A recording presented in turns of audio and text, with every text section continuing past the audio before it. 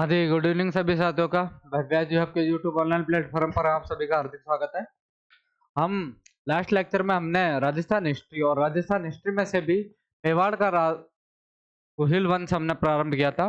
आज उसका second lecture है। अभी तक हम पहले कक्षा में पढ़ चुके हैं। हालांकि जिन साथियों ने पहली क्लास नहीं देखी है तो वो हमारे यूट्यूब चैनल पर जाकर पहली क्लास देखिए।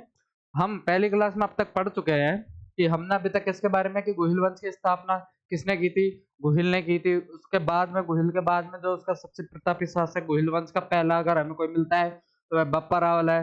बप्पा रावल के बारे में भी हमने पढ़ा कि वे नागदा रहते थे, उनके गुरु का नाम हारित ऋषि था।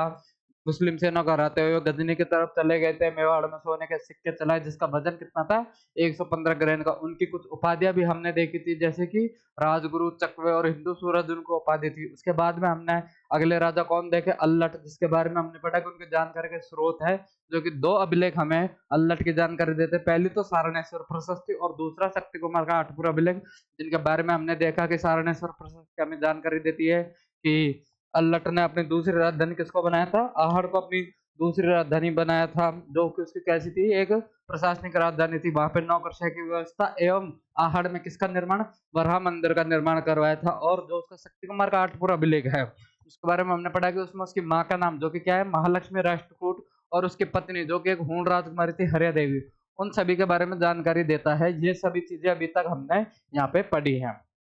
कल हम बात करें कि अगला जो राजा आता है हमारे मेवाड़ हिस्ट्री में, राजा का नाम है जैत्र सिंह, जिसके बारे में हमें मिलता है जैत्र सिंह। तो अल्लट के बाद में हम अगला राजा पढ़ते हैं जैत्र सिंह। जैत्र सिंह में भी एक हेडिंग हम डालते हैं, वो है भूताला का युद्ध।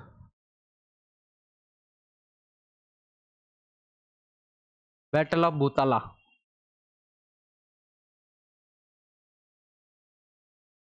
जो कि कब होता है, 1227 ईस्वी में यह भूताला का युद्ध होता है।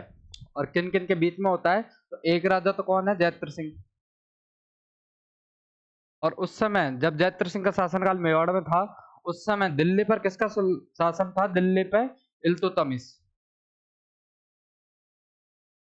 जो कि गुलाम वंश का एक शासक था, इल्तुतमिश। और ये कहाँ का राजा था, यह उस समय दिल्ली का राजा था। तो ध्यान रखना है कि भूताला का युद्ध कब होता है, 1227 ईस्वी में। किन किन के बीच में, जैत्र सिंह और इल्तुतमिश के बीच में यह युद्ध होता है। इल्तुतमिश कहाँ का है, इल्तुतमिश दिल्ली का शासक है। जैत्र सिंह कहाँ का है, वह मेवाड़ का शासक है। कब होता है, सन 1227 ईस्वी में।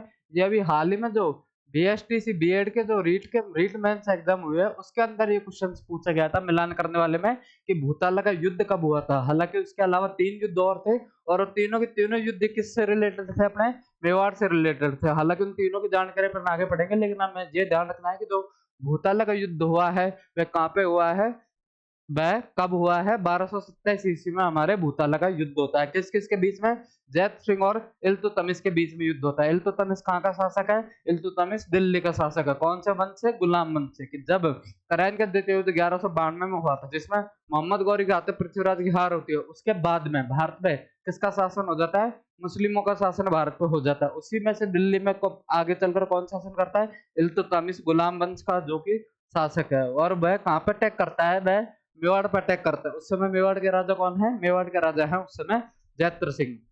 जैसा कि अगर आप इल्तुतमिश को नहीं जाने तो जैसे कि आप सभी ने नाम सुना होगा रजिया का, रजिया सुल्तान, जो इन्हीं इल्तुतमिश की बेटी थी, जो भारत की प्रथम महिला मुस्लिम शासिका है, प्रथम महिला शासिका है रजिया, जिनकी बेटी थी। नॉर्मली आप लोगों ने सुना होगा, गाना सुना होगा कि रजिया गुंडा फंस गई।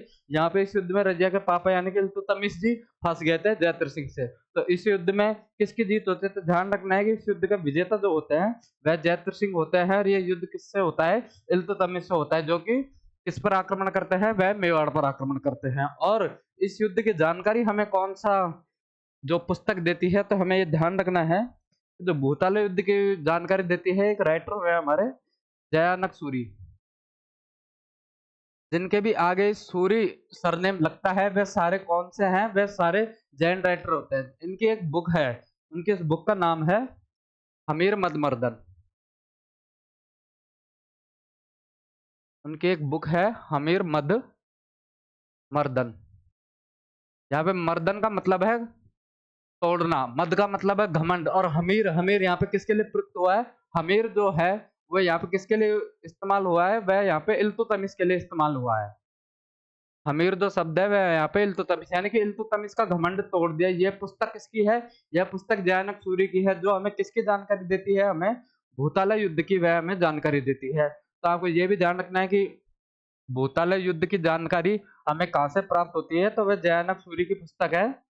कौन-सी? हमीर मदमर्दन, वहाँ से भूताला युद्ध की जानकारी प्राप्त होती है। और इस पुस्तक में जानकारी क्या प्राप्त होती है वो भी आप देखिए कि यह पुस्तक है कि गुजरात में एक राजा थे जिनका नाम था वीर धवल। वीर धवल के दरबार में कौन थे? जयानक सूरी उस वीर धवल राजा के दरबारी विद्वान थे। इन्होंने एक पुस्तक कौन सी लिखी? हमीर मदमर्दन। इस पुस्तक में जयानक सूरी लिखते हैं कि जब दिल्ली के शासक इल्तुतमिश ने चित्तौड़ पर आक्रमण किया था, तो चित्तौड़ के राजा उस समय जयद्रथ सिंह थे। जयद्रथ सिंह ने सहायता के लिए वीर धवल को पत्र लिखा। वीर धवल अपनी सेना सहित वहां पे गए और उन्होंने इल्तुतमिश को हराया था। यानी कि इसमें किस राजा की भी जानकारी मिलती है? इसमें गुजरात के शासक, गुजरात के जो शासक है वीर धवल, उसकी भी इसमें जानकारी मिलती है। इस पुस्तक के अनुसार जय इल्तुतमिश को हराता कौन है? जयद्रथ सिंह की सहायता कौन करता है? वह गुजरात का शासक कौन? वीर धवल सहायता करता है। तो ये भी ध्यान रखना है कि जो भूताला का युद्ध होता है जयद्रथ सिंह व इल्तुतमिश के बीच में, वह 1287 ईस्वी में होता है। और इसकी जानकारी हमें किससे मिलती है? इसकी जानकारी हमें जयानक सूरी की पुस्तक हमीर मदमर्दन से इसकी जानकारी मिलती है। और अगर हम बात करें कि इस युद्ध में जो जयद्रथ सिंह जी के सेनापति थे, वह सेनापति कौन थे? तो ध्यान रखना है कि सेनापति जयद्रथ सिंह जी के दो थे, एक का नाम था बालक और एक का नाम था मदन। ये दो जयद्रथ सिंह जी के सेनापति थे। जब भूताला का युद्ध हुआ था, इल्तुतमिश की सेना बुरी तरह पराजित हुई थी और उस समय चित्तौड़ के सॉरी मेवाड़ की राजधानी क्या थी? तो उस समय मेवाड़ की राजधानी थी नागदा। जैसे कि हमने बप्पराल में पढ़ा था, बप्पराल के समय से ही हमारी मेवाड़ की राजधानी क्या थी? तो वह नागदा राजधानी थी। अब मुस्लिम सेना में क्या होता था? हिंदू धर्मों के युद्ध के नियम कुछ अलग थे, लेकिन मुस्लिम सेनाओं के अरब आक्रमणकारियों के युद्ध के नियम अलग थे। कि जब मुस्लिम सेना कोई भी युद्ध हारती थी या उसको लगता था कि हाँ मारने वाले हैं, तो वह युद्ध से पीछे हट जाते थे या भाग जाते थे। और हिंदू राजाओं का यह नियम था कि भागती हुई सेना पर या भागते हुए शत्रु पर कभी भी हमला नहीं करेंगे। जैसे ही इल्तुतमिश और उसकी सेना को लगा कि हम भूताला का युद्ध हार रहे हैं, तो वह सीधे उल्टे पांव युद्ध मैदान को छोड़कर भाग रहे थे। जब जयद्रथ सिंह और उसकी सेना ने देखा कि इल्तुतमिश और अरब की सेना जब पीछे हट रही है, तो वो सब अपनी जीत की खुशी में वहां पर डांस करने लगे थे। युद्ध कहाँ पे हो रहा है? युद्ध हो रहा है भूताला में, जो कि नागदा से 70 किलोमीटर दूर है। अब इल्तुतमिश की सेना भागकर कहाँ जाएगी? दिल्ली, क्योंकि उनकी राजधानी कौन सी है? उनकी राजधानी है दिल्ली। जब इल्तुतमिश की हारती हुई सेना दिल्ली की तरफ जा रही थी, तो बीच में जगह पड़ती है नागदा, जो कि उस समय जयद्रथ सिंह की राजधानी थी। इल्तुतमिश की सेना ने वहां पे देखा कि यहाँ पे सुरक्षा के लिए कोई भी नहीं है, क्योंकि पूरी सेना कहाँ पे है? पूरी सेना है भूताला में, जहाँ पे वो अपनी जीत की खुशी कर रहे हैं, जीत की खुशी मना रहे हैं, डांस वगैरह वहां पे चल रहा है। और नागदा की सुरक्षा किसी का हाथम नहीं है, इसलिए इल्तुतमिश की जो हारी हुई सेना है, वह दिल्ली जाते समय नागदा को पूरी तरह से लूट के ले जाती है।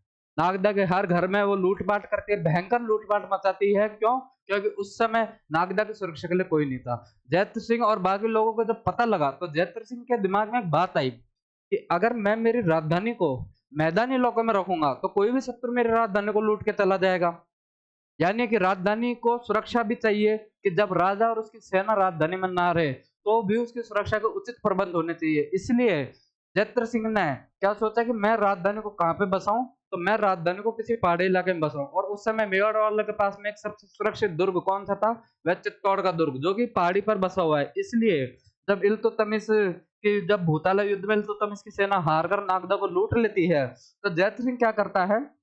अपनी राजधानी नागदा से चित्तौड़ को अपनी नई राजधानी बनाता है। तो ध्यान रखना है कि चित्तौड़ को नई राजधानी, मेवाड़ की चित्तौड़ राजधानी कौन बनाता है? तो जयद्रथ सिंह नागदा से चित्तौड़ को अपनी नई राजधानी बनाता है।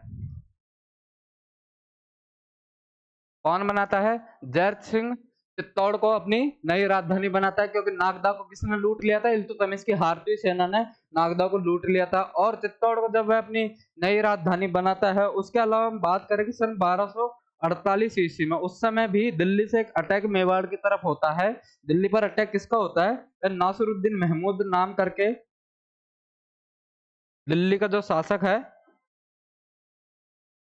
नासिरुद्दीन महमूद, वह भी क्या करता है, वह भी दिल्ली पर हमला करता है और उसको भी जैत सिंह क्या है, पराजित करता है। तो जैत सिंह के शासनकाल में दो दिल्ली से अटैक होते हैं। एक तो 1227 में दिल्ली से अटैक होता है और दूसरा जो नासिरुद्दीन महमूद है वह कब अटैक कर रहा है दिल्ली पर, 1248 ईस्वी में नासिरुद्दीन महमूद जैत्र सिंह के शासनकाल में अटैक करता है। जैत्र सिंह जिसने नागदा से चित्तौड़ को अपनी नई राजधानी बनाया था। और अगर इसका कोई पूछे कि इसका कारण क्या था कि नागदा को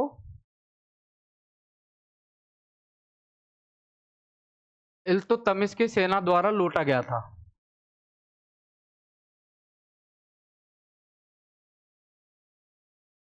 इल्तुतमिश की सेना द्वारा लूटा गया था, इसलिए जैत्र सिंह ने किसको, चित्तौड़ को अपनी नई राजधानी बनाया था। और 1248 ईस्वी में नासिरुद्दीन महमूद भी क्या पे आक्रमण करता है, चित्तौड़ पर आक्रमण करता है, जिसको भी जैत सिंह हरा देता है। अब दिल्ली के दो दो आक्रमण विफल करने के कारण एक सुकौशल ढंग अपने सकुशल अपनी राजधानी स्थानांतरित करने के कारण हमारे राजस्थान के एक इतिहासकार हुए हैं दशरथ शर्मा जी। दशरथ शर्मा जी, जिन्होंने क्या कहा है कि जो जैत्र सिंह का शासनकाल है मेवाड़ में, जो जैत्र सिंह का शासनकाल है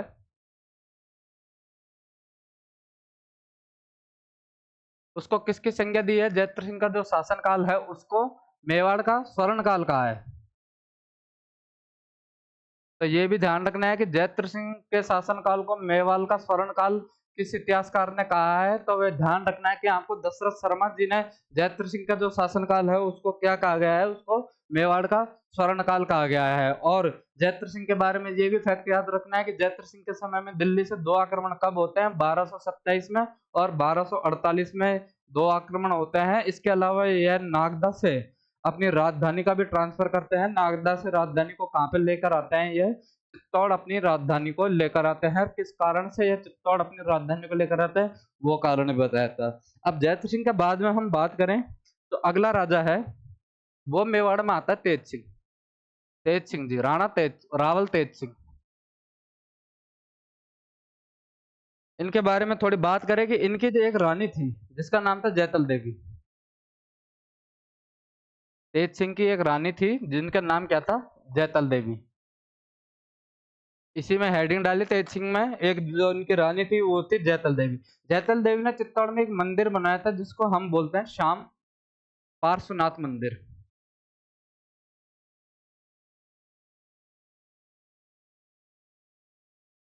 श्याम पार्श्वनाथ मंदिर जो कि चित्तौड़ का है, उसका निर्माण किसने करवाया था, उसका निर्माण जैतल देवी ने कराया था, जो कि किसकी रानी थी, वह रावल तेज सिंह की वह रानी थी। तो ये भी फैक्ट हमें ध्यान रखना है। इसके अलावा बात करें कि मैं एक शब्द यहाँ पे लिख रहा हूँ, श्रावक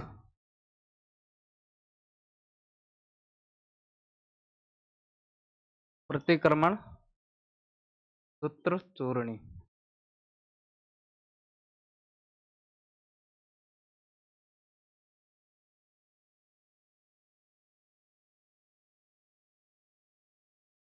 श्रावक प्रतिक्रमण सूत्र चूर्णी यह एक पुस्तक है जो कि किसके समय में लिखी गई है, जो कि तेज सिंह के समय में लिखी गई है। और यह पुस्तक कब लिखी गई है, तो यह पुस्तक आहड़ में लिखी गई है। यह पुस्तक आहड़ में लिखी गई है। कब लिखी गई है, 1260 में। और किसके द्वारा लिखी गई है, इसका जो लेखक है वह कौन है, कमल चंद्र इसके लेखक हैं। जो कि इन्होंने कहाँ पे ये पुस्तक लिखी, इन्होंने आहड़ में ये पुस्तक लिखी थी। कब लिखी थी, 1260 ईस्वी में यह पुस्तक लिखी थी। आखिर इस पुस्तक में आखिर ऐसा है क्या, तो ध्यान रखना है कि यह मेवाड़ की एक चित्रकला को संबोधित, मेवाड़ का प्रथम चित्रित ग्रंथ है कि यह एक चित्रकला की किताब है जिसके अंदर मेवाड़ की चित्रकला की ये पहली ऐसी किताब है जिसका नाम क्या है, श्रावक प्रतिक्रमण सूत्र चूर्णी इस किताब का नाम है, जिसके अंदर चित्र बने हुए हैं। तो ध्यान रखना है कि यह प्रथम चित्रित ग्रंथ है। मेवाड़ का क्या है, मेवाड़ का प्रथम चित्रित ग्रंथ है जिसका निर्माण कब होता है, जिसका निर्माण 1260 ईस्वी में होता है। कहाँ पे होता है, आहड़ में होता है। और किसके द्वारा होता है, कमल चंद्र जी के द्वारा, जो कौन होते हैं, प्रथम चित्रित ग्रंथ है जिसके अंदर चित्र बने हुए हैं। किसके शासनकाल में इस पुस्तक का निर्माण होता है, इस पुस्तक का निर्माण तेज सिंह के शासनकाल में होता है। तो ये भी आपको ध्यान रखना है कि एग्जाम में काफी बार क्वेश्चन पूछे गए हैं कि श्याम पार्श्वनाथ मंदिर का निर्माण किसने करवाया था, तो वह जैतल देवी, जो कि किसकी रानी थी, वह तेज सिंह की रानी थी। और दूसरा क्वेश्चन ये भी पूछा गया है कि जो किताब है श्राद्ध प्रतिक्रमण सूत्र तूरणी, जो कि मेवाड़ चित्रकला से संबंधित है, मेवाड़ का प्रथम चित्रित ग्रंथ है, जो किसके शासनकाल में बना था, तो तेज सिंह के शासनकाल में। कब बना था, 1260 ईस्वी में। किसके द्वारा बनाया गया, तो उसके लेखक कौन थे, कमल तंत्र थे। कहां पर इस पुस्तक की रचना हुई थी, तो आहड़ में इस पुस्तक की रचना हुई थी। तो इस किताब के बारे में आपको ये जानकारी रखनी है। तो अभी तक हमने मेवाड़ के 2 राजा पढ़े, जैत्र सिंह जिसके बारे में हमने जानकारी ली भूताल युद्ध की, और 1248 के नासिरुद्दीन महमूद के आक्रमण की हमने जानकारी पढ़ी। दूसरे राजा हमने पढ़े थे तेज सिंह, जिसके बारे में सिर्फ 2 जानकारी आपको ध्यान रखनी है। इनकी रानी का नाम क्या था, जैतल देवी, जिसने कौन सा मंदिर बनाया है, श्याम पार्श्वनाथ मंदिर। और उसके अलावा इनके शासनकाल में कौन सी बुक लिखी गई थी, श्रावण प्रतिक्रमण सूत्र तूरणी, जो कि मेवाड़ का क्या है, प्रथम चित्रित ग्रंथ है। किसके शासनकाल में, तेज सिंह के शासनकाल में। ये बाकी जानकारी आपको रखनी है। उसके अलावा हम बात करें तो मेवाड़ के जो अगले राजा हैं, जिनके बारे में आप जानते भी हो और उनके ऊपर तो मूवी भी बनी हुई है, तो अगले राजा है मेवाड़ के रतन सिंह। रतन सिंह जिनका शासन काल है 1302 से 1303 ईस्वी, मात्र 1 साल का इनका शासन काल है। रतन सिंह के बारे में जानने से पहले कि यहाँ पे मैं आपको एक चीज बता देता हूँ कि जो रतन सिंह के जो छोटे भाई थे, उनका नाम था कुंभकर्ण। पहले सिस्टम क्या होता था कि जो राज्य होता था, जो बड़ा भाई होता था, राजा का कोई योग्य पुत्र होता था, उसको तो क्या बनाते थे, उसको थे राजा, उसको राजा बनाते थे, जो कि कहाँ पे शासन करता था, जो कि राजधानी में बैठ के शासन करता था। और जो राजा के भाई थे, चाहे वो खास भाई हो, चाचा ताऊ काका वगैरह थे, उन सभी को गांव दे देते थे। और उन गांव को क्या बोलते थे, जो राजधानी के आसपास के जितने भी इलाके हैं, उन सभी को गांव दे देते थे। और इन गांव को क्या बोलते थे, इन गांव को बोलते थे जागीर। यानी कि जागीर दे देते थे, किसी भाई को 1 गांव दे दिया, किसी भाई को 10 गांव दे दिया, किसी भाई को 5 गांव दे दिए थे, उनको क्या बोलते थे, उनको बोलते थे जागीर। और राजा कहाँ पे बैठता था, राजा बैठता था राजधानी में। तो उस समय जब रतन सिंह राजा बनते हैं, तो उनके भाइयों को क्या थे, जागीरें दे दी गई थी। वैसे उनका एक भाई का नाम क्या था, कुंभकर्ण था। अब भाइयों के पास में सिर्फ 2 ऑप्शन रहते थे, कि या तो 2-3 गांव लेकर शांति से वहां पर अपना शासन करें, या फिर वो किसी और नई जगह जाकर वहां पर क्या करें, अपना न्याय राज्य का विस्तार करें। कुंभकर्ण ने दूसरा रास्ता चुना कि किसी और जाकर नए राज्य का विस्तार करें। और जो राजा होता था वह कौन सी उपाधि लगाता था, वह तो उस समय मेवाड़ में रावल। और जो जितने भी इनके भाई थे, वह कौन सी उपाधि, जागीर में कौन सी उपाधि लगाते थे, राणा। यह उपाधि थी कि जो राजधानी में बैठेगा वो तो क्या उपाधि लगाएगा, रावल। और जब बाहर शासन करेगा वो क्या उपाधि लगाएगा, वो राणा की उपाधि लगाएगा। तो कुंभकर्ण किसी दूसरे जगह पर जाकर अपने राज्य की स्थापना करते हैं। और ये कहां पर अपने राज्य की स्थापना करते हैं, तो यह नेपाल में। मैंने अभी आपको बताया था कि जो राजा है वो किसकी उपाधि लगाता था, वह रावल की। और जो जागीर जिनको मिलती थी भाइयों को, वो किसकी उपाधि लगाते थे, वह राणा लगाते थे। तो कुंभकर्ण नेपाल में किसकी स्थापना कर रहा है, गुहिल वंश की। तो वो अपना टाइटल क्या लगाएगा, वह राणा। तो गुहिल को की कौन सी शाखा, नेपाल में राणा शाखा का शासन लगा स्थापित करता है। कौन सी शाखा है, राणा शाखा का शासन स्थापित करता है। अब चूंकि भारत में 1947 आजाद हुआ था, राजा महाराजाओं का काल खत्म हो गया था। 1947 में भारत में राजा महाराजा खत्म हो गए थे। लेकिन नेपाल में सन 2008 तक, यानी कि आज से 15-16 साल पहले तक वहां पे राजा बन रहे हैं।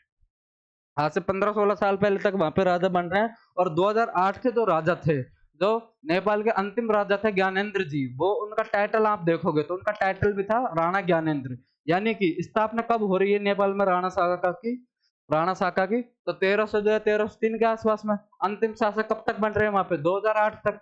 कौन थे, राणा ज्ञानेंद्र जी। यानी कि नेपाल में हमारे राजस्थान के जो गुहिल वंश है, उसकी राणा शाखा ने कब तक शासन, कितने वर्षों तक शासन किया होगा, समथिंग 700 से 800 वर्षों तक वहां पे शासन किया है। और सबसे दिलचस्प बात यह है कि आज भी जो नेपाल के जितने भी शासक बने हैं, वो सब हमारे इस गुहिल वंश के ही हैं। जो कब तक बने हैं, 2008 तक वे बने हैं। और उन्होंने जो भी उनके शासन में हुआ है, जो शादी ब्याह हुए हैं, वो आज तक उन्होंने कहाँ पे किए हैं, वो राजस्थान में ही किए हैं। राजस्थान की किसी भी रियासत से किए थे। अब जब आप देखोगे कि 2008 में जब नेपाल में राजतंत्र जा रहा था, लोकतंत्र आ रहा था, तो जैसा कि अनमन हर जगह होता है कि जब भी कहीं पे भी, भारत के अलावा, भारत एकमात्र ऐसा अपवाद है कि जब भारत में राजतंत्र खत्म होता है तो बहुत शांतिपूर्ण ढंग से खत्म होता है। कि भारत की जनता और जितने भी हमारे उस समय के राजा थे 1947 में, उन्होंने एक शांतिपूर्वक ढंग से लोकतंत्र का स्वागत किया था कि किसी प्रकार का कोई हंगामा नहीं।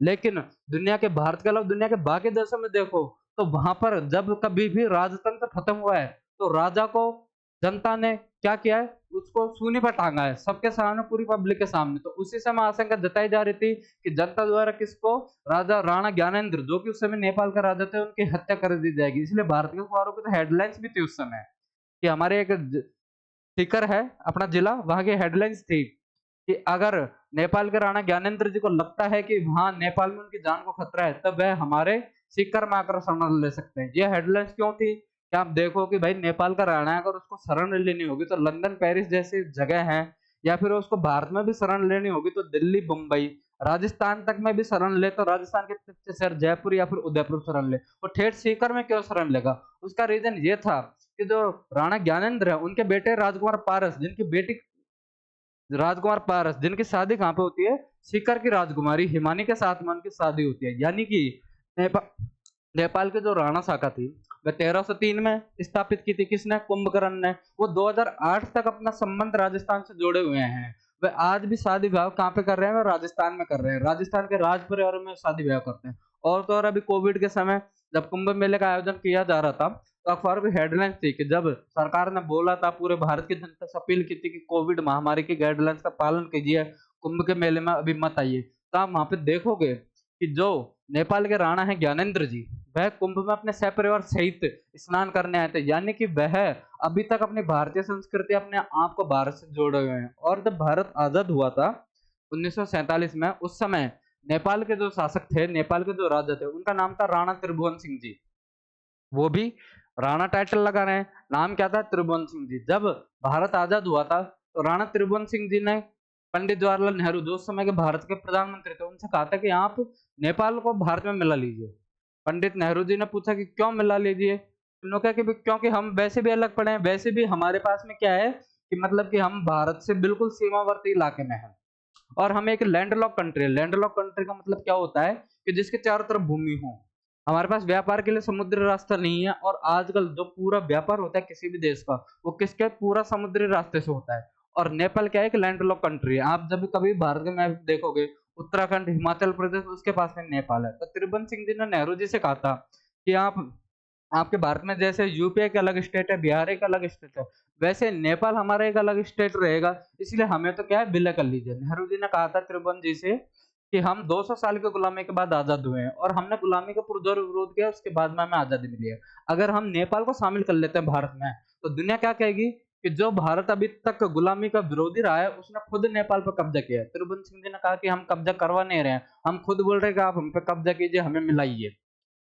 क्यों? क्योंकि उनका सिर्फ एक रीज़न था कि हम लैंडलॉक कंट्री हैं, चारों तरफ भूमि से घिरे हुए हैं, हमारे पास सी रूट नहीं है। इसलिए उस समय नेहरू जी ने कहा था कि चलो कोई नहीं, आपकी जो समस्या है उसका इलाज किया जाएगा। तो उनको नेपाल को कुछ विशेष छूटें दी गई थी। आपको पता है कि नेपाल में कोई भी भारत से नेपाल जाता है, नेपाल से भारत आता है तो वीज़ा नहीं लगता है।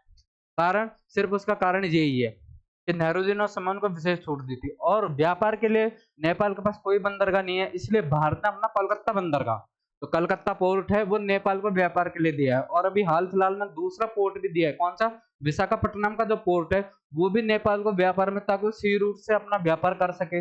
नेपाल कोई भी सामान मंगवाता है तो डिलीवरी एड्रेस अमेजन फ्लिपकार्ट का कहाँ पे डालता है, कलकत्ता है, विशाखापट्टनम पोर्ट को वो डालता है, और वहां से ट्रकों के माध्यम से वह नेपाल ले जाया जाता है। ये छूटें थी, कभी भी वीजा नहीं लगेगा, एक दूसरे के देश में आने जाने के बाद में वीजा नहीं लगेगा। और आप गौर कीजिए कि जब तक नेपाल में राजाओं का शासन था, उस समय तक भारत और नेपाल के संबंध बहुत मजबूत थे।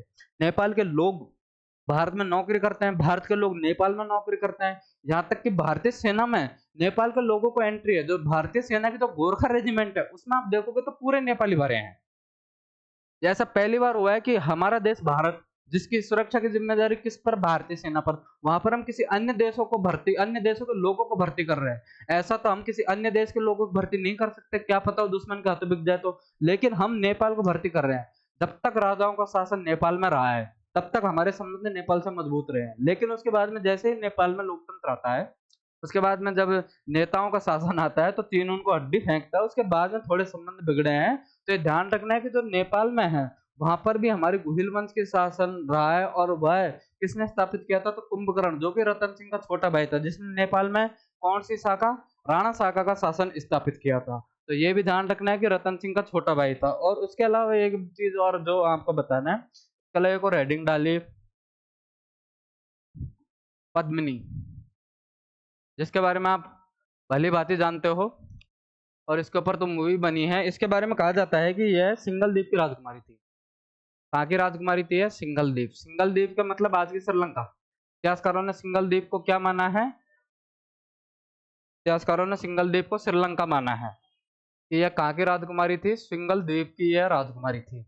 और इनके जो माता पिता हैं, इनके पिता का नाम क्या था? गंधर्व सेन और चंपावती।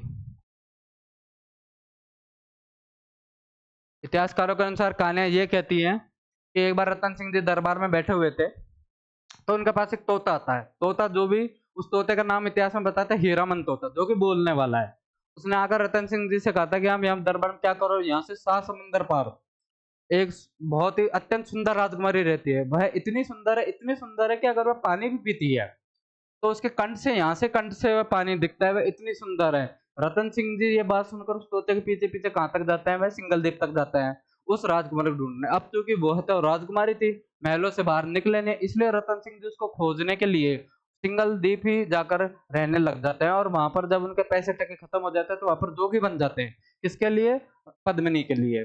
जब जोगी बन जाते हैं और 7 वर्षों तक वे जोगी का भेष धारण करके कहाँ पे रहते हैं? सिंगल द्वीप में। एक दिन जब वह सिंगल द्वीप के जो राजा गंधर्व सेन को दिखते हैं, जब वह रतन सिंह जी को देखता है तो गंधर्व सेन जी उनसे पूछते हैं कि ये युवक, तुम तो इतने नौजवान हो, अभी से जोगी बनने की क्या नौबत आ गई? कि किस कारण से तुमने जोगी बना? तुम शरीर से भी भली भांति हो, कुछ काम धंधा क्यों नहीं करते? तो रतन सिंह जी अपना परिचय देता है कि महाराज, मैं मेवाड़ का राजा रतन सिंह हूँ और मैं यहाँ पे आपकी राजकुमारी से विवाह करने आया हूँ। अब जब गंधर्व सेन ने देखा कि मेवाड़ का राजा मेरी राजकुमारी से विवाह करना चाहता है, तो उस समय सिंगल द्वीप एक छोटा सा देश और मेवाड़ जिसका बहुत ही ज्यादा महत्व, सामरिक ऐतिहासिक महत्व रहा है।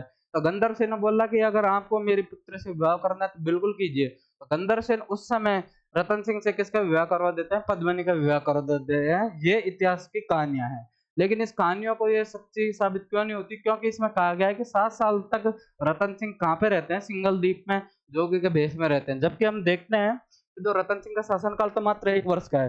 तो कहीं न कहीं ये कहानी थोड़ी विवादित लगती है। कुछ लेखकों ने हास्यपद बनाने के लिए, प्रेम कहानी बनाने के लिए ऐसी कहानियाँ लिखी होंगी। लेकिन राजस्थान के जो स्रोत कहते हैं उसके हिसाब से जो पद्मिनी है वह कहाँ की राजकुमारी थी? बीकानेर में एक जगह पड़ती है पुंगल। पुंगल जो कि कहाँ पे जगह पड़ती है? बीकानेर। यहाँ की राजकुमारी जो इसको क्या बताते हैं, राजस्थान के स्रोत बताते हैं कि पद्मिनी कहाँ की राजकुमारी थी? यह पुंगल की राजकुमारी थी और जो कि बहुत ही बेहतरीन सुंदर थी। और इसका विवाह किससे होता है? इसका विवाह रतन सिंह से होता है। और ये इतनी सुंदर थी कि इसकी ख्याति पूरे देश में, पूरे भारत में थी। इसको, पद्मिनी को वहां पे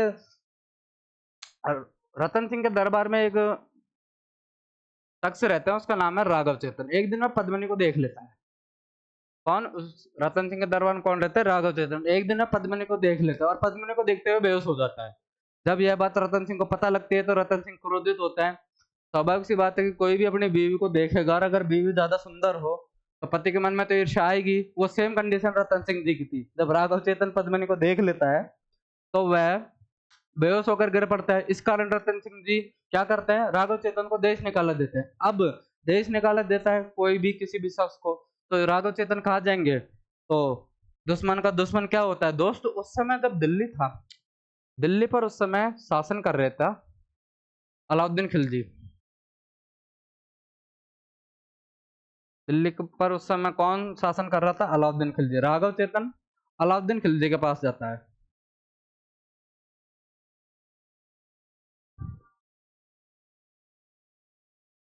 राघव चेतन कहाँ पे चल जाता है? अलाउद्दीन खिलजी को। और अलाउद्दीन खिलजी को क्या बताता है? पद्मिनी की सुंदरता के बारे में। किसको बताता है? यह अलाउद्दीन खिलजी को बताता है। और अलाउद्दीन खिलजी पद्मिनी की सुंदरता को देखकर, सुंदरता के बारे में सुनकर कहाँ पर अटैक करता है?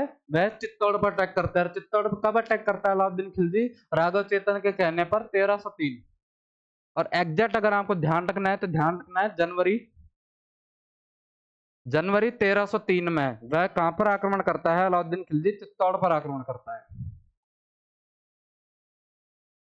चित्तौड़ पर आक्रमण करता है। हालांकि इतिहासकार बताते हैं और हमने बचपन में भी पढ़ा था और सब लोग यही मानते हैं कि अलाउद्दीन का चित्तौड़ पर आक्रमण करने का सबसे बड़ा रीजन क्या था? वह थी पद्मिनी की सुंदरता। लेकिन अगर वास्तविकता में देखा जाए तो चित्तौड़ पर आक्रमण करने का अलाउद्दीन के कारण क्या थे? सबसे पहली तो थी साम्राज्यवादी नीति।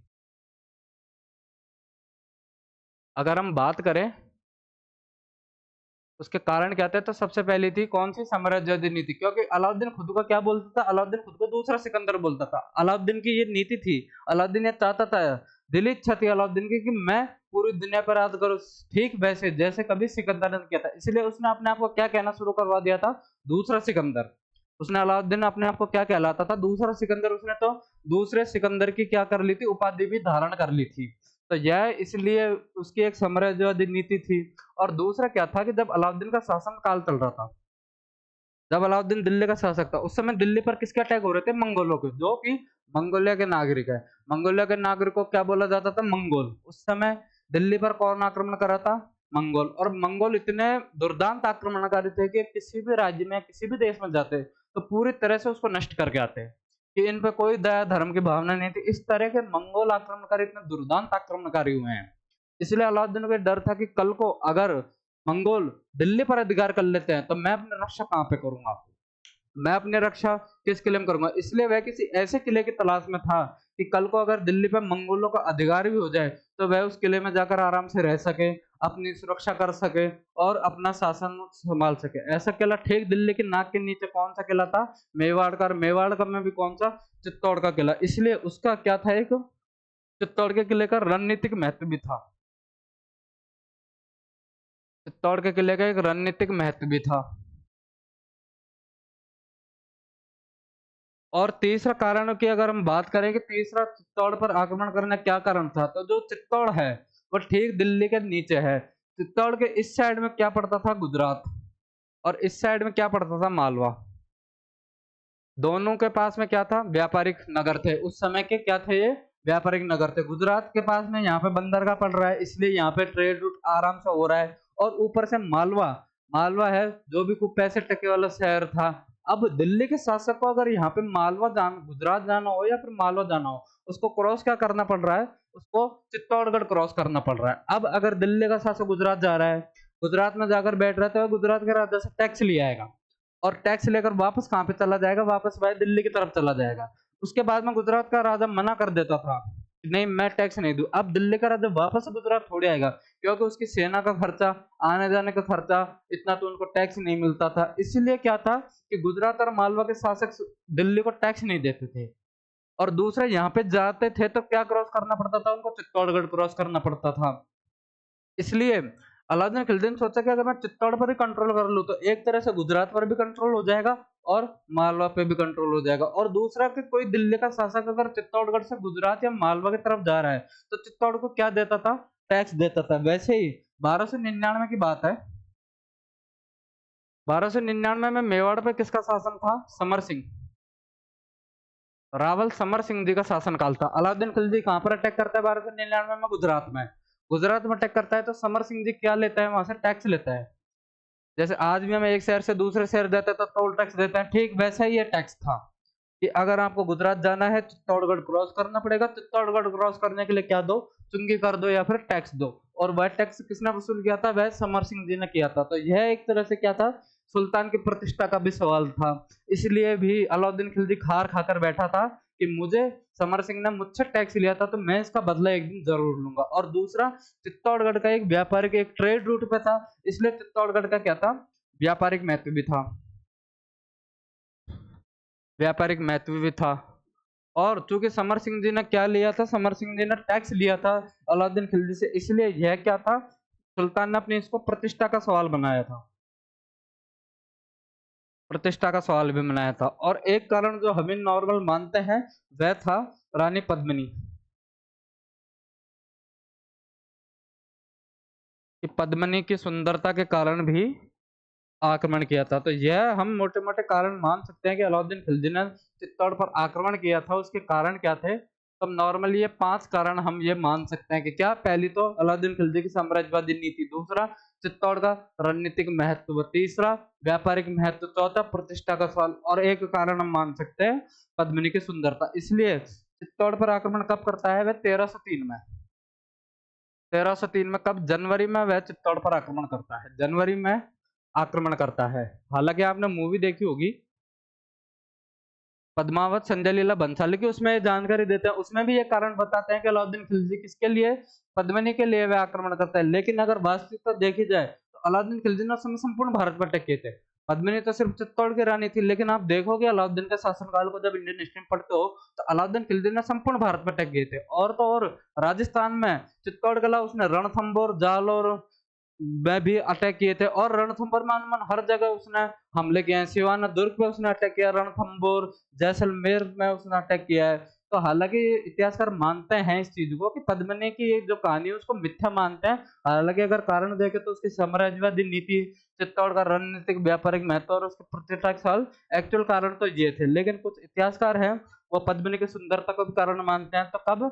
जनवरी 1303 में वह आक्रमण करता है और चित्तौड़ के किले को 8 महीने तक घेराबंदी करके रहता है। अलाउद्दीन खिलजी कितने महीने चित्तौड़ के किले के बाहर बैठा रहता है? तो 8 महीने तक वह चित्तौड़ के किले के बाहर बैठा रहता है। उस समय क्या होता है कि चित्तौड़ का किला सबसे बड़ा आवासीय दुर्ग है, ऊपर से चित्तौड़ के किले में खेती होती है, इसलिए 8 महीने तक अगर अलाउद्दीन की सेना वहां पे बाहर बैठी होती है तो चित्तौड़ वालों के पास में खाने पीने की समस्या नहीं।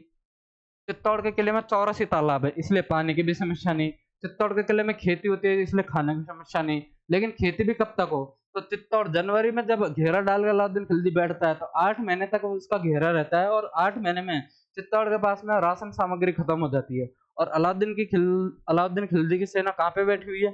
मैदानी भाग में।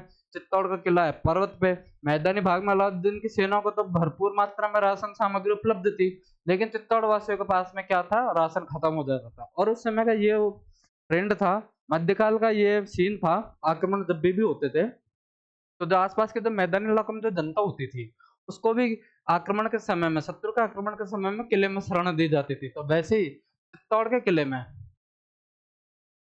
तो आसपास के चित्तौड़ के किले के आसपास में जो जनता रहती थी रतन सिंह की, तो 30,000 प्रजा थी रतन सिंह की, 30,000 लोगों को शरण दे रखी थी। किसके समय में? अलाउद्दीन खिलजी के आक्रमण के समय में 30,000 लोगों को चित्तौड़ के किले में क्या दे रखी थी? शरण दे रखी थी। इसलिए भी वहां पर ज्यादा राशन सामग्री की जरूरत थी, और धीरे धीरे करके चित्तौड़ के किले में क्या है? राशन सामग्री खत्म हो जाती है। अब राशन सामग्री खत्म हो जाती है तो चित्तौड़ वाले के पास दो ही रास्ते बचे, या तो वह किले को बंद रखे और भूख प्यास से तड़प तड़प के मर जाए, या फिर वह अलाउद्दीन की सेना का सामना करे और युद्ध में या तो मरे या फिर वो जीते। सिर्फ ये दो विकल्प चित्तौड़ के सामने थे। अब चूंकि राजपूत योद्धा राजस्थान जो अपने किसके लिए, शौर्य के लिए जाना जाता है, तो उन्होंने भूख से तड़प कर मरना तो स्वीकार किया नहीं, उन्होंने क्या?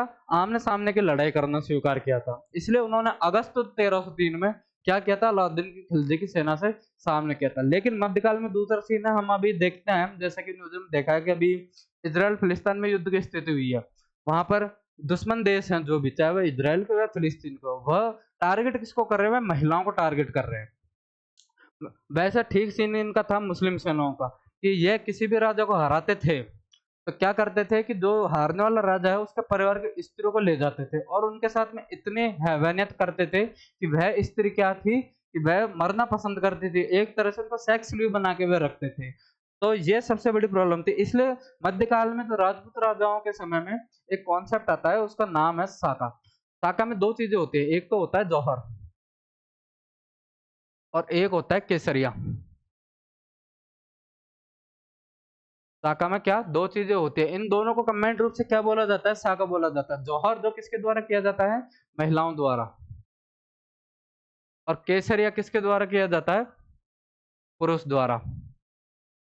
तो ये होता था कि चित्तौड़ उस समय जो भी महिलाएं थी वह अपनी दुश्मन सैनिकों से रक्षा के लिए क्या करती थी? अपने प्राणों की आहुति देती थी। जिस प्रक्रिया को क्या बोलते थे? उस प्रक्रिया को हम बोलते थे जौहर। तो अलाउद्दीन का आक्रमण के समय में 1303 में, कब अलाउद्दीन का आक्रमण चित्तौड़ पर कब होता है? 1303 में। चित्तौड़ में क्या है? पहला साका होता है, चित्तौड़ का पहला साका कब होता है? 1303 में। और उसमें नेतृत्व, महिलाओं में नेतृत्व कौन करती है? उस समय रतन सिंह जी की रानी, उनका नेतृत्व करती है रानी पद्मिनी प्लस इनके साथ में कितनी स्त्रियां, 1600 अन्य स्त्रियों के साथ में रानी पद्मिनी क्या करती है, रानी पद्मिनी यहाँ पर जौहर करती है। और केसरिया किसके नेतृत्व में होता है, केसरिया रतन सिंह जी के नेतृत्व में होता है।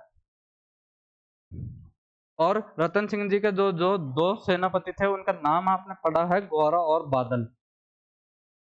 इनके नेतृत्व में क्या किया जाता है, रतन सिंह जी, गौर और बादल के नेतृत्व में क्या किया जाता है, केसरिया और रानी पद्मिनी और प्लस 1600 अन्य स्त्रियों के साथ में क्या किया जाता है, जौहर किया जाता है। जो कि किससे सुरक्षा के लिए, अपने दुश्मन सैनिकों से सुरक्षा के लिए यह किया जाता था, जिसको कंबाइंड रूप से क्या बोलते थे, साका। ये कब होता है, 1303 में, और इसको चित्तौड़ का पहला साका बोलते हैं। इस कारण क्या था कि चित्तौड़ में जब यह साका होता है तो उस समय, ये बात कर रहे हैं हम 25 अगस्त 1303, 25 अगस्त 1303 को, मैं अलाउद्दीन खिलजी को यहाँ पे शॉर्ट में एक ही लिख रहा हूँ, अलाउद्दीन खिलजी का चित्तौड़ पर अधिकार हो जाता है। अलाउद्दीन खिलजी यहाँ पे चित्तौड़ पर अधिकार कर लेता है। जब चित्तौड़ पर अलाउद्दीन खिलजी अधिकार करता है तो वो बहुत क्रोधित रहता है। क्यों? क्योंकि एक तो 8 महीने में वह बिल्कुल पूरी तरह से इकोनॉमिकल तबाह हो चुका। दूसरा, उस समय चित्तौड़ के किले में कितनी सेना थी, मात्र 8 से 10,000 लोगों की सेना थी। वह अलाउद्दीन खिलजी के कम से कम 20-25,000 लोगों को मार कर मरती है। हालांकि चित्तौड़ के सैनिक हार जाते हैं, लेकिन अलाउद्दीन को अच्छा खासा नुकसान करके जाता है, इसलिए भी क्रोधित था। दूसरा, अलाउद्दीन ने ये सोचा कि चलो भले ही मेरे इतने सारा ज्यादा सैनिक मारे गए, लेकिन कम से कम मैं इनके परिवार को तो प्रताड़ना दे सकता हूँ। अब जब वो वहां पर जाकर देखता है, चित्तौड़ के किले को जीतने के बाद में चित्तौड़ के किले में जाकर देखता है कि परिवार तो पहले ही खत्म हो चुका है, इसलिए भी अलाउद्दीन खिलजी और क्रोधित होता है। इसलिए क्रोध में क्या करता है, वह जो 30,000 निर्दोष प्रजा थी, जिसको चित्तौड़ के किले में शरण दी थी, जिनका युद्ध से कोई लेना देना नहीं था, उन लोगों का नरसंहार करवा देता है। तो अलाउद्दीन खिलजी ने 30,000 लोगों का क्या करवाया था, नरसंहार करवाया था। क्योंकि अलाउद्दीन खिलजी बहुत खार खाकर बैठा था इस हार के बाद में, क्योंकि अलाउद्दीन भले ही जीत गया था, लेकिन अलाउद्दीन खिलजी का नुकसान बहुत हो गया था। तो उसने क्या किया था कि 30,000 लोगों का वहां पे नरसंहार किया था। और चित्तौड़ को बहुत बेहतरीन ढंग से उसने लूटा था, कि उसके खेत जला दिए, मकान तोड़ दिए, मंदिरें तोड़ दी, पूरी प्रजा को उसने जान से खत्म कर दिया था, जिसको इतिहास का सबसे बड़ा नरसंहार भी बोलते हैं। और उसके बाद में जो चित्तौड़ का किला है वह किसको सौंप दिया, अलाउद्दीन खिलजी का एक बेटा था, खिद्र खां। अलाउद्दीन खिलजी का बेटा था, उसको चित्तौड़ किले का क्या बना दिया था, प्रशासक बना दिया था। अब चूंकि अलाउद्दीन खिलजी ने ढंग से चित्तौड़ को बर्बाद कर दिया था, इसलिए उसने अपने बेटे खिद्र खां को चित्तौड़ को आबाद करने की जिम्मेदारी सौंपी। इसलिए चित्तौड़ का नाम परिवर्तित करके अलाउद्दीन खिलजी ने क्या रख दिया था, तो खिद्राबाद। इसको अब आबाद कौन करेगा, अलाउद्दीन खिलजी का बेटा, जिसका नाम क्या था, खिज्र खां, जिसको वहां का वह क्या बना देता है, प्रशासक, और नाम परिवर्तित करके चित्तौड़ किले को क्या नाम रख देता है, खिजराबाद रख देता है। अब आपको कैसे पता कि इसका नाम खिजराबाद रखा है, या फिर आप ऐसे बोल रहे हो, तो इसकी जानकारी मिलती है हमें 1325 ईस्वी का एक अभिलेख है, 1325 ईस्वी का, जो कि हमें चित्तौड़ से प्राप्त होता है। क्योंकि जब अलाउद्दीन खिलजी चित्तौड़ पर अधिकार करता है तो मुस्लिम सेना का अधिकार होता है। मुस्लिम क्या करेंगे, वहां पे दरगाह बनेंगे। तो वैसे ही चित्तौड़ में एक दरगाह मिलती है, जिसको हम बोलते हैं धाईबी पीर की दरगाह, धाईबी पीर की दरगाह। वहां पे हमें एक अभिलेख प्राप्त होता है, उस दरगाह से हमें एक अभिलेख प्राप्त होता है फारसी भाषा में, धाईबी पीर दरगाह, जो कि 1325 का एक फारसी अभिलेख हमें वहां से प्राप्त होता है। वहां पर उस अभिलेख में चित्तौड़ का जो नाम है, उसका नाम हमें क्या मिलता है, उसका नाम हमें खिद्राबाद मिलता है।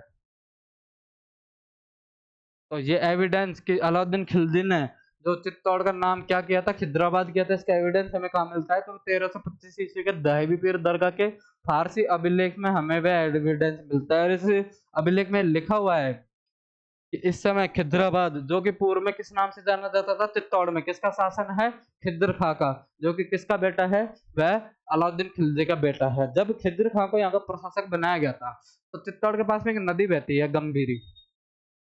चित्तौड़ किले के पास में जो नदी बहती है, वह कौन सी नदी है, वह गंभीरी नदी है। खिद्र खां ने गंभीरी नदी पर एक पुल का निर्माण करवाया था, एक पुल का निर्माण करवाया था। और 1310 ईस्वी में, पहले क्या था कि हिंदुओं में क्या प्रथा होता है कि हिंदुओं में कोई भी प्रतिष्ठित आदमी जैसे कि हम अभी नॉर्मली गाँव में देखते हैं कि कोई भी पंच, सरपंच वगैरह मर जाता है, कोई अच्छे खासे परिवार का व्यक्ति मर जाता है, तो हिंदू में क्या करते हैं उसकी छत्र या थान बनवाते हैं। वैसे ही मुसलमानों में क्या बनवाते हैं, मुसलमानों में मकबरा बनवाते हैं। तो 1310 में जब खिज़्र खां का यहाँ पे शासन था, तो हो सकता है कि उस समय उसके परिवार में किसी की डेथ हो जाती है चित्तौड़गढ़ में। इसलिए 1310 ईस्वी में खिज़्र खां चित्तौड़ में किसका निर्माण करवाता है, मकबरे का। मकबरे का निर्माण करवाता है। और जैसे कि हम अभी भी छतरी बनवाते हैं, तो वहाँ पे जैसे अपन लिखते हैं ना कि फलां जी की डेथ इस तारीख को हुई थी। अब इनके पुत्र जो उनकी याद में ये मकबरे का निर्माण कर रहे हैं, फलां जी के पुत्र ऐसे लिखवाते हैं। वैसे ही मकबरे में भी एक अभिलेख लिखवाया होता है। तो जो मकबरे का जो अभिलेख है, उस अभिलेख में खिज़्र खां लिखवाता है कि मैं खिज़्र खां अलाउद्दीन खिलजी का बेटा, मेरे पापा का नाम क्या है, अलाउद्दीन खिलजी है। और इस मकबरे वाले अभिलेख में अलाउद्दीन खिलजी को खिज़्र खां 3 उपाधि देता है। पहला, सबसे पहले उसको दूसरा सिकंदर कहा गया है। तो मकबरे का अभिलेख है, उसमें अलाउद्दीन खिलजी को क्या कहा गया है, दूसरा सिकंदर। दूसरा, ईश्वर की छाया। यानी कि खिज़्र खां लिखवाता है, कभी-कभी पापा बैठ के बोलते हैं कि अपनी भगवान है, इसलिए उसने खुद को क्या कहा है, अलाउद्दीन खिलजी ने, ईश्वर की छाया। और तीसरा, इस संसार का रक्षक, क्योंकि संसार की रक्षा कौन करता है, ईश्वर। इसलिए अलाउद्दीन खिलजी खुद को ही भगवान मानता है, इसलिए उसने खुद को क्या लिखवाया, संसार का रक्षक। तो यह जानकारी हमें कौन देता है, यह जो खिज़्र खां का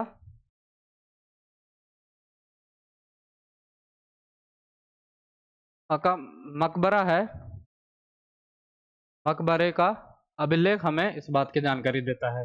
तो इसमें अलाउद्दीन खिलजी को क्या लिखवाया गया है, अलाउद्दीन खिलजी को दूसरा सिकंदर, ईश्वर की छाया और संसार का रक्षक यह लिखवाया गया है। जो कि 1310 ईस्वी का जो मकबरे में जो अभिलेख लिखवाता है, उसके अंदर में अलाउद्दीन खिलजी को दूसरा सिकंदर, ईश्वर की छाया, संसार का रक्षक कहा गया, जो कि किसके समय का है, ये खिज़्र खां का है। और ऐसा कहा जाता है कि 1326 तक वहाँ पे शासन कौन कर रहा था, 1303 से 26 तक वहाँ पे शासन कौन कर रहा था, खिज़्र खां वहाँ का शासन संभाल रहा था। लेकिन उस समय दिल्ली के हालात बदल रहे थे, अलाउद्दीन खिलजी की डेथ हो चुकी थी, इसलिए बाद में जो ये चित्तौड़ किले का जो प्रशासक बना दिया गया था, उसको बना दिया गया था, किसको बनाया था, कानड़देव सोनगरा, जो जालोर का राजा था, उनका एक भाई था मालदेव सोनगरा।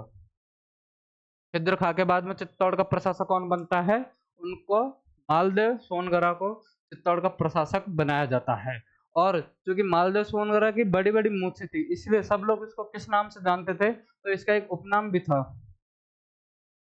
मूछाड़ा मालदेव के नाम से भी इनको जानते थे। तो ये ध्यान रखना है कि जो मालदेव सोनगरा है, उसी को इतिहास में क्या बोलते हैं, मूछाड़ा मालदेव भी इसको बोलते हैं। इनको बाद में क्या बनाया गया था, चित्तौड़ का नया प्रशासक बनाया था। तो अभी हमने आज 3 राजा देखे थे।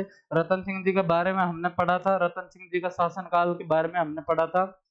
इनका छोटा भाई कुंभकर्ण नेपाल में चला गया था, राणा साका की स्थापना की थी। उसके अलावा हमने देखा था पद्मिनी के बारे में, जो कि किसको क्या मानते हैं, उसको सिंगल द्वीप की राजकुमारी मानते हैं। उनके माता पिता का नाम गंधर्व सिंह चंपावती था, लेकिन राजस्थानी स्रोत इसको क्या मानते हैं कि यह बीकानेर पुंगल की राजकुमारी थी। राघव चेतन, जो कि पद्मिनी की सुंदरता से मोहित हो गया था, रतन सिंह देश निकाला देता है, इसके पास जाता है अलाउद्दीन खिलजी, वहां पर उनको उनकी सुंदरता के बारे में बताता है। और जनवरी 1303 में अलाउद्दीन खिलजी क्या करता है, चित्तौड़ पर वह आक्रमण करता है। और उसके कारण हमने पढ़े कि आक्रमण के क्या-क्या कारण थे, तो साम्राज्यवादी नीति, रणनीतिक महत्व, व्यापारिक महत्व, प्रतिष्ठा का सवाल और पद्मिनी की सुंदरता, ऐसे वो कारण थे। 1299 में समर सिंह जी टैक्स ले लेते हैं अलाउद्दीन खिलजी से, एक तरह से प्रतिष्ठा का सवाल था, इसलिए यह भी एक कारण था। और 1303 जनवरी में आक्रमण करते हैं और कब्जा कब कर लेते हैं, कब्जा कर लेते हैं अगस्त, एग्जैक्ट डेट याद रखना, 25 अगस्त 1303 को अधिकार कर लेते हैं। और चित्तौड़ में क्या करवाते हैं, 30,000 लोगों का वह नरसंहार करवाते हैं। और राजपूतों द्वारा क्या किया जाता है, सागा, जिसमें जौहर का नेतृत्व कौन करती है, रानी पद्मिनी 1600 अन्य स्त्रियों के साथ में। और केसरिया का नेतृत्व कौन करते हैं, तो रावल रतन सिंह जी करते हैं, गौरव बादल उनके सेनापति थे। 25 अगस्त 1303 को अलाउद्दीन खिलजी को चित्तौड़ पर अधिकार, 30,000 लोगों को नरसंहार। और किसको चित्तौड़ सौंप देते हैं, वह खिज़्र खां को वहां का प्रशासक बना देते हैं, जिसका नाम बदल के क्या कर देते हैं, खिज़्राबाद, जिसकी जानकारी हमें 1325 के ढाईवी पीर के दरगाह के अभिलेख, फारसी अभिलेख से हमें उसकी जानकारी मिलती है। दूसरा, खिज़्र खान ने क्या गंभीरी नदी पर पुल का निर्माण कराया था। और 1310 ईस्वी में मकबरे का निर्माण और वहां पर अभिलेख लगवाता है, जिस अभिलेख में अलाउद्दीन खिलजी क्या कहता है, द्वितीय सिकंदर ईश्वर की छाया, संसार का रक्षक, कौन कह रहा है, ये खिज्र खां यह कह रहा है। 1326 ईस्वी के बाद में मालदेव सोनगरा को चित्तौड़ का नया प्रशासक बना दिया जाता है, जिसको इतिहास में क्या बोलते हैं, मूछड़ा मालदेव बोलते हैं। अभी हमने जब बात करी कि पद्मावती की जब हमने पद्मिनी की जब हमने बात करी थी, तो इतिहास में एक राइटर हैं मलिक मोहम्मद जायसी। यह एक राइटर हुए हैं मध्यकाल के। उस राइटर का नाम क्या है, मलिक मोहम्मद जायसी। इनकी एक पुस्तक है पद्मावत।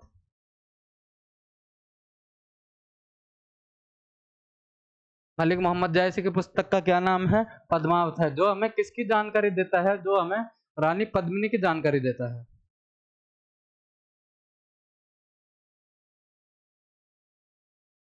जो हमें रानी पद्मिनी की जानकारी देता है। और इस पुस्तक के बारे में ये भी आपको ध्यान रखना है कि यह पुस्तक कब लिखी गई थी, 1540 ईस्वी में यह पुस्तक लिखी गई थी। और यह पुस्तक कौन सी भाषा में लिखी गई थी, तो अवधी भाषा में यह पुस्तक लिखी गई थी। कि रानी पद्मिनी की जानकारी देने वाला जो ऐतिहासिक स्रोत हमें कोई प्राप्त होता है, तो वह कौन सा है, पद्मावत, जो कि किसने लिखी थी, मलिक मोहम्मद जायसी ने लिखी थी, जो कि रानी पद्मिनी की जानकारी देता है। कब की किताब है, 1540 ईस्वी की, कौन सी भाषा में, अवधी भाषा में। और जो अलाउद्दीन खिलजी है वह चित्तौड़ पर आक्रमण करता है, तो अलाउद्दीन खिलजी के साथ में एक राइटर आते हैं इतिहास में जिसका आपने नाम सुना होगा, अमीर खुसरो। उस राइटर का नाम क्या है, अमीर खुसरो। अमीर खुसरो की एक किताब है, उस किताब का नाम है खजाइन उल फुतूह। खजाइन उल फुतूह, जिसको दूसरे किस नाम से जानते हैं, तारिक ए अलाई। फारसी भाषा में तारिक का मतलब क्या रहता है, इतिहास। अलाई से मतलब यहाँ पे अलाउद्दीन खिलजी। फारसी भाषा को हमेशा उल्टी लैंग्वेज में पढ़ा जाता है, अलाई ए तारिक, यानी कि अलाउद्दीन खिलजी का इतिहास, क्योंकि फारसी लैंग्वेज में तारिक का मतलब क्या रहता है, इतिहास। और ये खजानुल फतह कौन सी भाषा में है, यह फारसी भाषा में यह किताब लिखी गई है। कौन सी भाषा में लिखी गई है, तो फारसी भाषा में। अमीर खुसरो की यह किताब कौन हमें किसकी जानकारी देती है, तो अलाउद्दीन खिलजी के जो चित्तौड़ पर आक्रमण थे, इनफैक्ट चित्तौड़ के अलावा उसने राजस्थान में जितने भी आक्रमण किए थे, तो उनकी जानकारी देने का जो ऐतिहासिक स्रोत हमें प्राप्त होता है वह अमीर खुसरो की किताब, उसका नाम क्या है, खजानुल फतह, जो कि हमें किसकी जानकारी देता है, अलाउद्दीन खिलजी के चित्तौड़ व राजस्थान के आक्रमणों के बारे में जानकारी देता है। तो आपको दो किताबों के नाम ध्यान रखना है, दो किताबों के नाम ध्यान रखना है कि पद्मिनी की जो जानकारी देता है वह कौन देता है, तो मलिक मोहम्मद जायसी की जो बुक है कौन सी है, पद्मावत, जो कि कब लिखी गई थी, 1540 ईस्वी में, अवधी भाषा में, जो कि हमें रानी पद्मिनी की जानकारी देती है। और अमीर खुसरो की किताब जिसका नाम क्या है, खजानुल फतूह, जिसका दूसरा नाम क्या बोलते हैं, तारिक ए अलाई, जिसको हम बोलते हैं कि वह हमें किसकी जानकारी देती है, तो वह हमें चित्तौड़ व अलाउद्दीन खिलजी के चित्तौड़ व राजस्थान के अन्य आक्रमणों की जानकारी देती है। तो ये दो किताबें भी हमें ध्यान रखनी है। बहुत बार कंपटीशन में इन दो किताबों के बारे में सवाल किया गया है। बाकी जब चित्तौड़ किले में मूछाड़ा मालदेव को प्रशासक बनाया गया था, तो मूछाड़ा मालदेव को हराकर जब चित्तौड़ में कौन अधिकार करता है, तो वह हमीर अधिकार करता है, जिसके बारे में हम पढ़ेंगे। तो हमारा जो अगला शासक है जो मेवाड़ का, वह है हमीर, जिसके बारे में हम पढ़ेंगे कल की क्लास में। धन्यवाद आप सभी का हमसे जुड़ने के लिए। ज्यादा से ज्यादा वीडियो को लाइक शेयर कीजिए और चैनल को सब्सक्राइब कीजिए। कल की क्लास में हम पढ़ेंगे राणा मीर के बारे में। धन्यवाद।